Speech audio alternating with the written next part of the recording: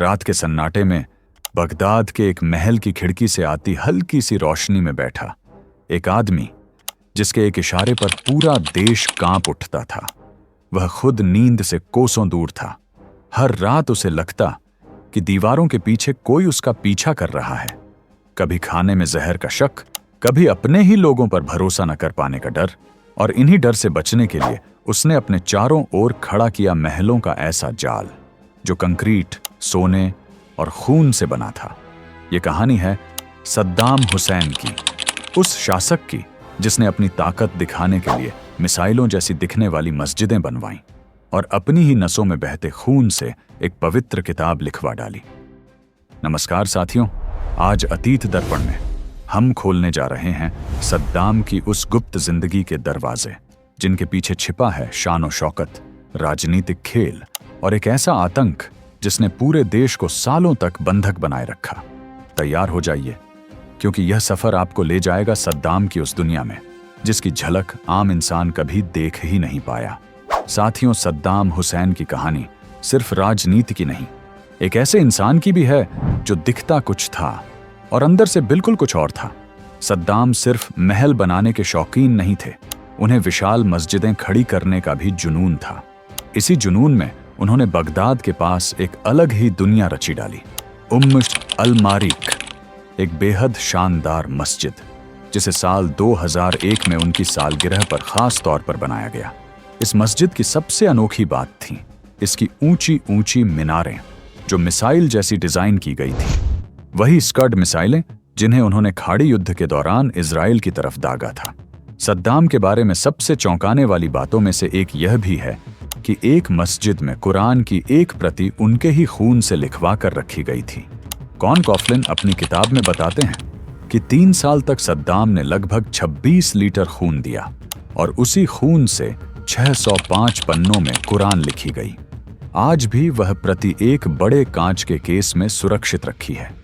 Saddam Hussain, the politics of revenge किताब लिखने वाले सईद अबूरिश लिखते हैं कि सद्दाम की यह भव्यता उनके बचपन की गरीबी का नतीजा थी। वो तिकरित के ऐसे माहौल में बड़े हुए थे जहां घर में जूते खरीदने तक के पैसे नहीं होते थे। शायद उसी गरीबी ने उनके भीतर बड़ी से बड़ी चीजें खड़ी करने की प्यास भर दी थी। लेकिन इन महलों के पीछे एक और राज था। सद्दाम को नींद बहुत कम आती थी। अक्सर सुबह 3 बजे ही उठ जाते और तैरने के लिए अपने निजी पूलों तक पहुंच चले जाते थे। इराक जैसे रेगिस्तानी देश में पानी हमेशा ताकत और दौलत का प्रतीक रहा है और इसी वजह से सद्दाम के हर महल में झरने, फव्वारे और विशाल स्विमिंग पूल मौजूद रहते थे। कॉफलिन लिखते हैं कि सद्दाम को स्लिप डिस्क की समस्या थी और डॉक्टरों ने उन्हें लगातार तैरने और चलने की सलाह दी थी। इसीलिए उनके पूलों की सुरक्षा सबसे कड़ी होती, पानी का तापमान नियंत्रित रहता और हर दिन यह जांच होती कि कहीं पानी में जहर तो नहीं मिलाया गया। सद्दाम को खाने से भी डर लगता था। सद्दाम हुसैन पर लिखी गई एक और मशहूर किताब के लेखक अमाजिया बरम एक बेहद दिलचस्प बात लिखते हैं कि सद्दाम के शासनकाल में उसके कई दुश्मन रहस्यमयी तरीके से थैलियम नाम के घातक जहर से मारे गए थे। यही वजह थी कि सद्दाम के मन में हमेशा यह भय बैठा रहता था। ऊपर से तो वह पूरी दुनिया के सामने लोहा दिखाने वाला तानाशाह था, लेकिन भीतर ही भीतर वह हर कौर, हर घूंट, हर सांस पर शक करता हुआ इंसान था। इसी शक ने उसके खाने पीने की व्यवस्था को एक तरह के गुप्त ऑपरेशन में बदल दिया था।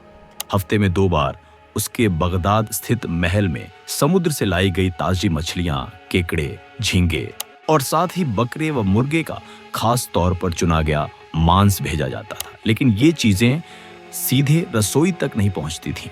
निवास में दाखिल होने से पहले हर खाद्य सामग्री की जांच की जाती थी और ये काम कोई साधारण कर्मचारियों का नहीं, बल्कि देश के परमाणु वैज्ञानिक स्वयं इन सामानों का परीक्षण करते थे। बर्म बताते हैं कि सद्दाम ने अपनी जिंदगी में करीब 20 महल बनवाए थे जिनमें हर वक्त कर्मचारी तैनात रहते थे। चाहे सद्दाम किसी महल में महीनों तक कदम न रखे, लेकिन उसके आदेश के मुताबिक वहां रोज 3 वक्त का खाना पकाया जाता था।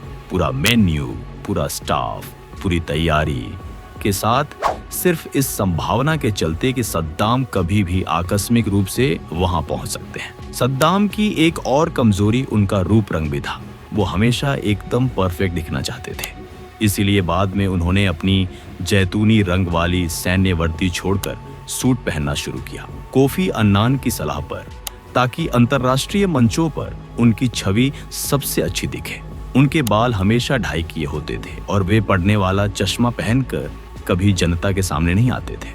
उनके भाषण कागज पर बड़े बड़े अक्षरों में लिखे होते ताकि दूर से भी साफ दिखाई दे।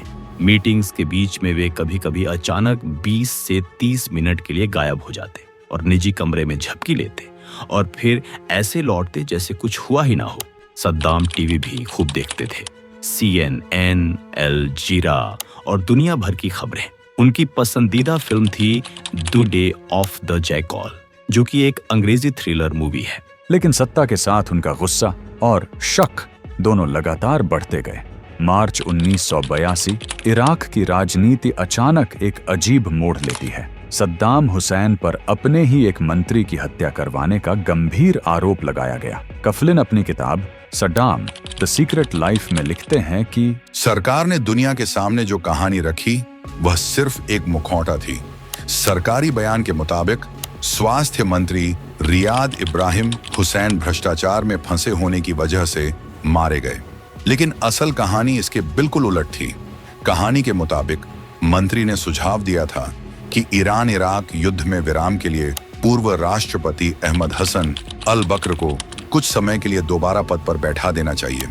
पहले तो सद्दाम ने कोई प्रतिक्रिया नहीं दी। उन्होंने बस बैठक रोक दी और मंत्री को एक दूसरे कमरे में ले गए। कुछ ही मिनट बाद बाहर गोलियों की आवाज आई। सद्दाम वहां से अकेले बाहर निकले, मानो कुछ हुआ ही नहीं। बाद में मंत्री को गद्दार घोषित कर दिया गया और जब परिवार ने शव मांगा तो उनके शरीर के टुकड़े करके उनकी पत्नी को भेज दिए गए। सद्दाम का गुस्सा इतना तेज था कि वो छोटी सी बात पर भी पद छीन लेते थे। एक बार उन्होंने अपने विदेश मंत्री हमेद अल जुबैरी को सिर्फ इसलिए पद से हटा दिया क्योंकि हमेद सद्दाम की केवल 2 कॉल्स का जवाब नहीं दिया था। उन्होंने सफाई दी कि वे हवाई अड्डे पर एक मेहमान का स्वागत कर रहे थे, पर सफाई का कोई मतलब नहीं था। इसी तरह एक अन्य घटना में एक वरिष्ठ सैन्य अधिकारी ओमर अल हज्जा की हत्या सिर्फ इसलिए करवा दी क्योंकि उसने कहीं सद्दाम की बुराई कर दी थी। उस अधिकारी के बेटे को भी मार दिया गया, घर बुलडोज कर दिया गया और पूरा परिवार सड़क पर फेंक दिया गया था।